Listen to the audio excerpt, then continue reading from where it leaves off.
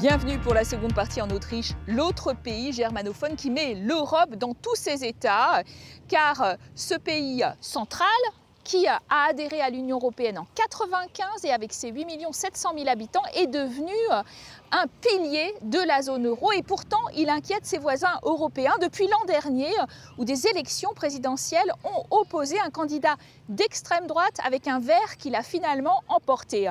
Et le 15 octobre prochain, rebelote, élection législative de tous les dangers, puisque les conservateurs sont certes en tête des sondages pour l'instant, mais ils pourraient choisir de faire alliance pour gouverner avec le fameux FPE, le parti xénophobe et populiste. Alors tout cela dépend d'un certain Sebastian Kurz. C'est l'enfant prodige, le Wunderkind de la politique conservatrice autrichienne. Son portrait tout de suite avec notre envoyé spécial, Luc Braun. Sebastian Kurz est un homme pressé. À tout juste 31 ans, il se voit déjà chancelier d'Autriche. Ses arguments, jeunesse, énergie, beaucoup de poignées de main et surtout la promesse de défendre son pays, réitérée devant nos caméras. Nous devons décider nous-mêmes qui immigre et ne pas laisser la décision dans les mains des passeurs. Je me suis toujours positionné contre l'accueil illimité des immigrés en Europe. Je reste sur cette ligne et je suis heureux que beaucoup au niveau européen aient changé d'avis sur cette question et aient suivi notre position. De retour à Salzbourg, Sebastian Kurz continue sa campagne en fanfare. Sa cote de popularité a propulsé l'EVP en haut des sondages. Bien que leader de ce parti conservateur, sa volonté surjouée de rajeunir et de secouer le système plaît. Il représente un bol d'air frais pour l'OVP. Nous avons besoin de quelqu'un qui n'appartienne pas à l'appareil du parti.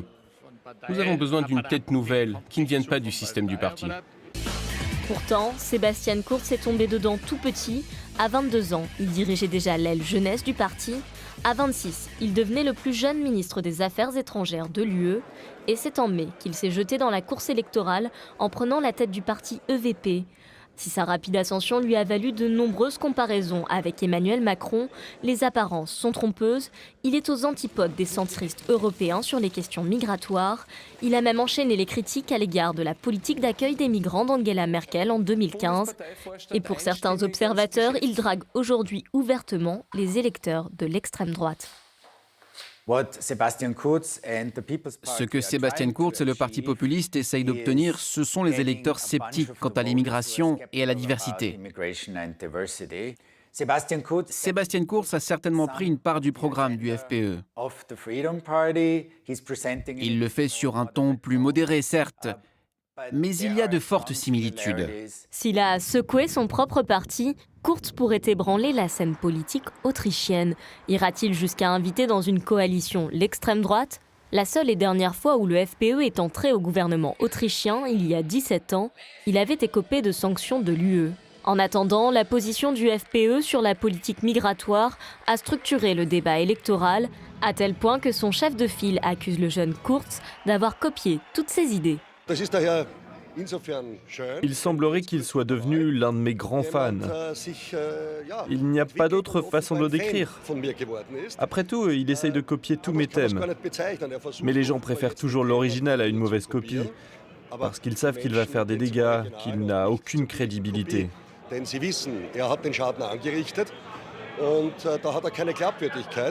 Le parti d'extrême droite a fait campagne sur les thèmes très populaires des inégalités salariales et contre l'interdiction du tabac, mais son message est surtout profondément anti-musulman.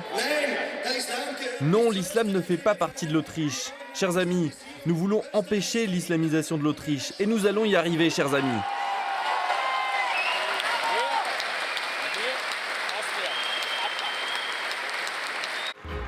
À Salzbourg, Kurz enthousiasme les foules. Les sondages suggèrent que ses électeurs ne verraient pas forcément d'un mauvais œil une coalition avec le FPE, car les deux souhaitent préserver le modèle social autrichien en limitant la venue des migrants. Il y a toujours de plus en plus d'immigration dans notre État social. Un État social comme l'Autriche ne peut fonctionner que s'il y a suffisamment de gens qui cotisent et s'il n'y en a pas trop qui profitent. Kurz est en marche, mais son élection ne suscitera sans doute pas le même enthousiasme que celle de Macron, surtout s'il ambitionne de réitérer une alliance avec l'extrême droite.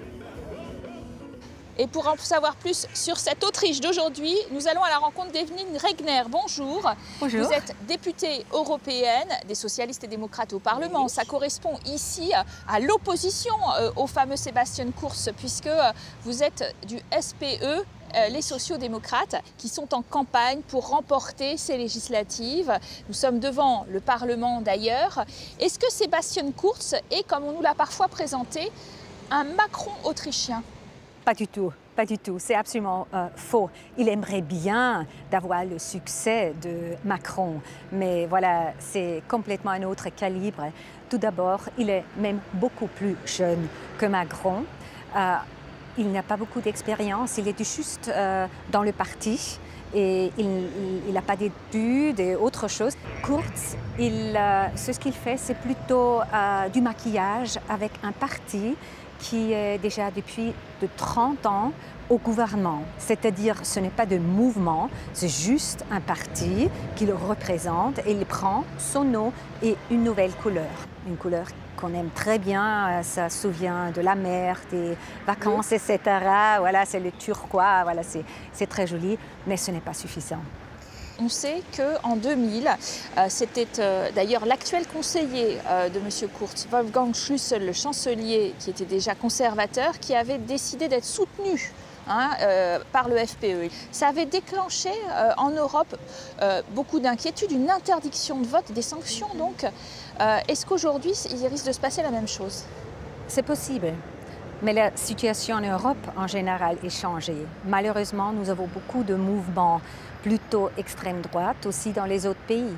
Mais regardez bien en ce qui concerne l'Autriche. L'Autriche, bien sûr, c'est un pays très démocrate, mais maintenant nous avons des problèmes, par exemple avec l'Hongrie, avec le développement de la démocratie. Et M. Kurz, il est en bonne relation avec M. Orban. C'est-à-dire, c'est quelle Europe qu'on veut? Une Europe qui est ouverte, une Europe qui veut améliorer la situation des travailleurs, des jeunes, etc. Ou une Europe qui ferme les frontières. Eveline Regner, pour en savoir plus sur cette Autriche qui se cherche, vous allez tout de suite à la rencontre de jeunes à qui vous avez donné rendez-vous dans un des fameux cafés viennois. Quel plaisir. On vous laisse les rejoindre. Voilà.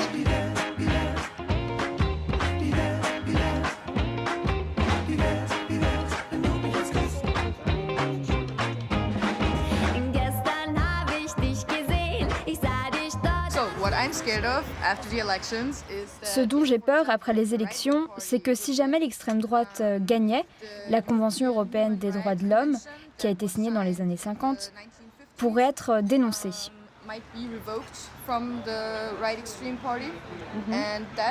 Et ça aurait d'importantes conséquences sur les gens qui vivent en Autriche, mais aussi des répercussions sur le reste de l'Union européenne, tout comme sur l'Europe elle-même. Nous en sommes conscients. Évidemment, nous avons été préoccupés par les questions sociales, l'emploi, les prestations familiales. Et c'est bien normal, on y est confronté quotidiennement. Mais là, on parle vraiment de quelque chose d'énorme. Quand vous regardez l'extrême droite, nous vivons en Autriche avec ce parti depuis tellement d'années. Nous les avons eus au gouvernement. Quelque part, on dirait que les gens se sont habitués à eux. Et pourtant, c'est un parti qui est fortement antidémocratique, fortement anti-européen. Je ne suis pas né en Autriche, je suis arrivé ici à l'âge de 6 ans, de Serbie, et j'ai eu la nationalité quand j'avais 16 ans. Tous les 2 ans, je devais quand même aller à l'ambassade pour avoir un nouveau visa. Et à chaque fois que je faisais ça, je ne me sentais pas tout à fait autrichien.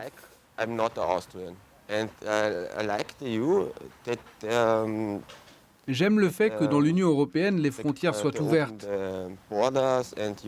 et que l'on puisse vivre là où on veut.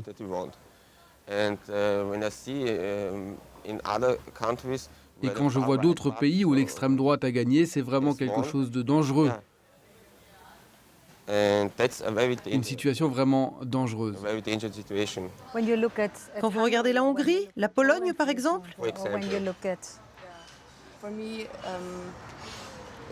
Pour moi, c'est important de garder le statut de pays neutre de l'Autriche en Europe.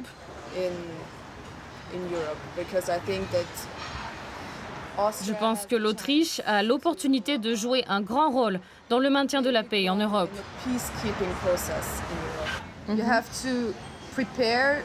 Vous devez préparer ou expliquer aux gens qui vivent dans votre pays que nous fonctionnons ensemble à l'international. Les connexions, les voyages, quoi que ce soit, étudier à l'étranger ou peu importe. C'est toujours un plus, un atout. De mon point de vue, il n'y a que du positif dans le fait d'apprendre à connaître d'autres cultures. Et si vous fermez ces frontières, vous ne pouvez plus aller à l'étranger. Les Autrichiens doivent comprendre à quel point l'Union européenne est importante. Ils n'ont pas le sentiment d'être européens. Ils ne se voient pas comme faisant partie de la famille européenne. C'est quelque chose que nous devons apprendre tous ensemble.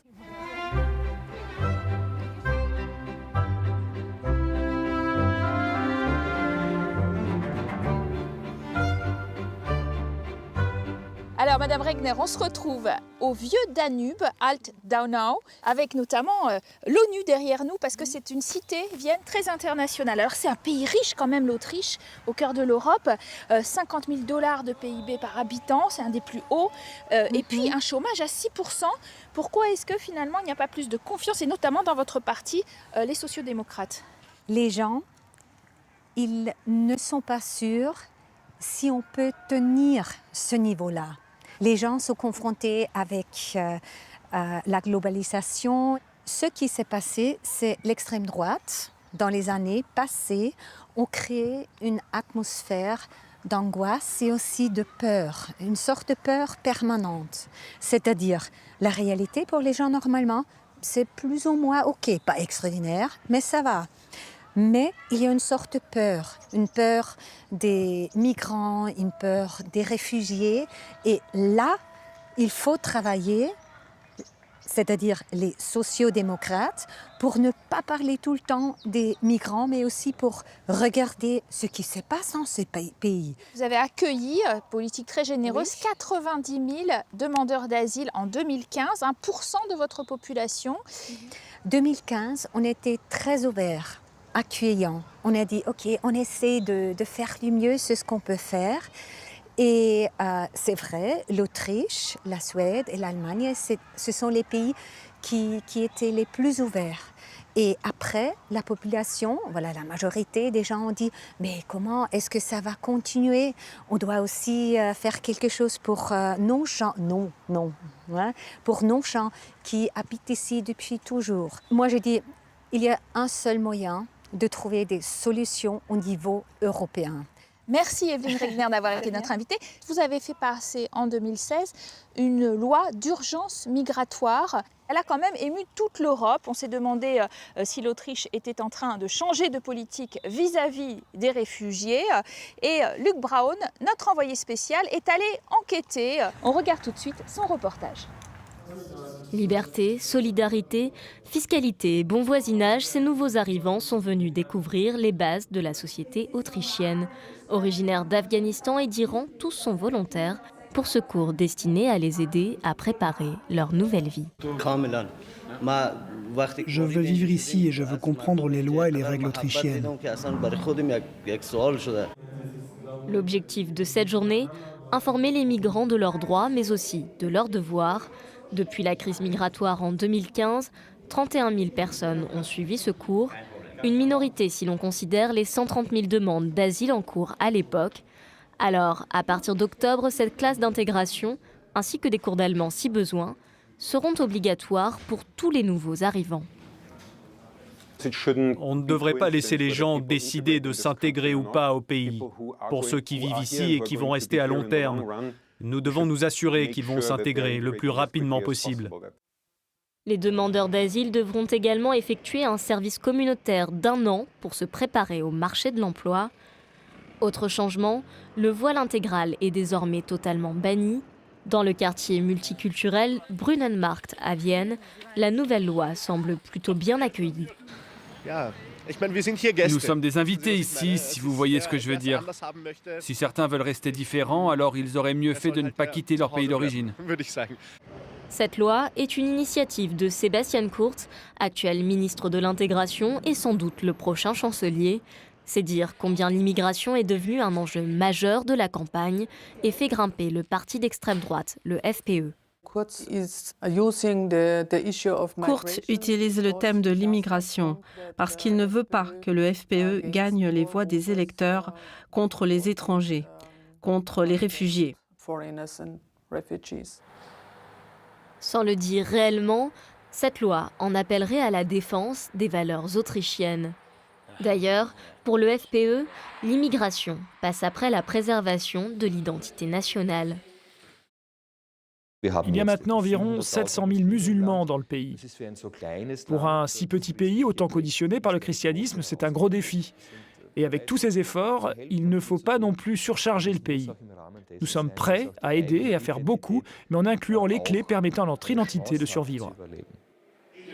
Ce même Norbert Hofer, candidat battu du FPE à la présidence de la République, espère que la revanche électorale est proche, car la loi dite d'urgence migratoire n'a pas freiné l'ascension d'un parti anti-migrant, bien au contraire. Vous l'avez compris, le thème de l'immigration sera central pour cette campagne des élections législatives du 15 octobre, dont vous pourrez d'ailleurs suivre tous les résultats sur France 24. Ainsi s'achève notre périple germanique. Merci à vous de nous avoir suivis. On se donne rendez-vous très bientôt pour de nouvelles aventures européennes.